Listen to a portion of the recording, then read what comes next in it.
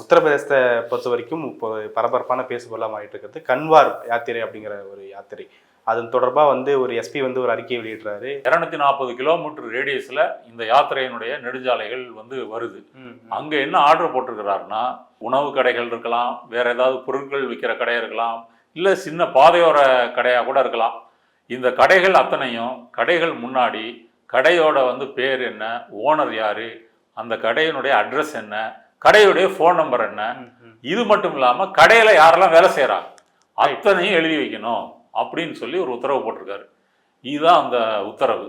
இந்த கன்வாரியாஸ் வரும்பொழுது அவர்கள் எது இந்து கடை, எது முஸ்லீம் கடை, இந்து கடையாகவே இருந்தாலும் அதுல முஸ்லீம்கள் வேலை செய்யறாங்களா இதெல்லாம் பார்த்துக்கிட்டு அந்த கடையை புறக்கணிப்பதற்கு வசதியா இருக்கும் அப்படின்னு சொல்லி ஒரு தெளிவான ஒரு தீண்டாமை நடவடிக்கை.